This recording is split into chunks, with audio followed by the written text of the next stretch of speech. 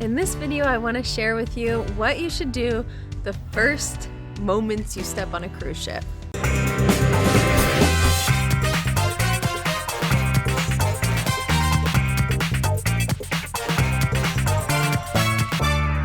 Welcome to Traventures, your #1 source for family travel and information. The first time you get on a cruise ship, you might be tempted to immediately hit up the buffet or the pool, but really you want to take a couple of minutes and figure out what is going on the cruise ship. My #1 thing that I recommend is taking a look at the itinerary or schedule. A lot of times there will be a bunch of papers in your stateroom, and it will have information about the ship, your ports, activities that the boat has to offer.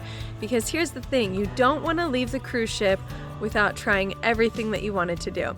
So find out what there is to do. Hopefully you've already looked at this beforehand, but if not, you can always look on board.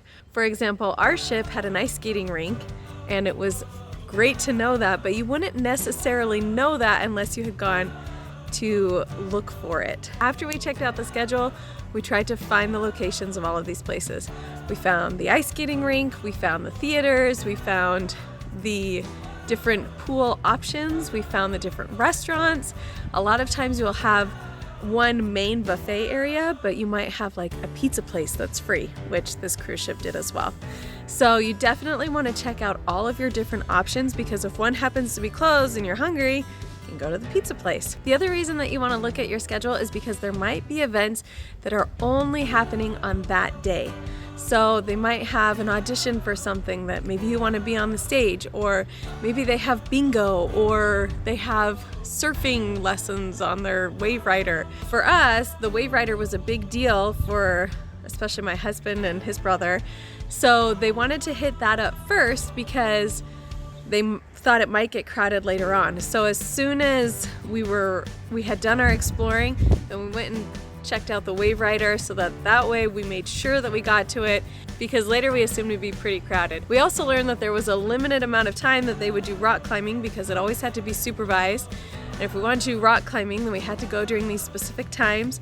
So it was good to just kind of plan our trip around when these activities were going to be taking place on the cruise ship. Another thing you'll want to do is make sure you get your luggage. Austin and I actually were missing a piece because we had a contraband item in there.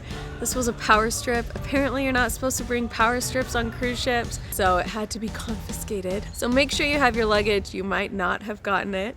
The other thing that you can do is there are a lot of different cards you can purchase. So maybe you want like a drink pass. You could get a soft drink pass for X amount of money per day, or an alcoholic drink pass. Those are all options that you want to look into on the first day, because if you buy it later in the cruise, you're not going to be able to take advantage of it as much. So definitely look out for those kind of things if that's something you're interested in, and just get psyched up for your vacation. And then for us in the evening, we just relaxed and got ready for what was going to be one of the funnest trips of our lives. Thank you so much for watching. Please be sure to like, comment, and subscribe so that you can go on our next travel adventure with us.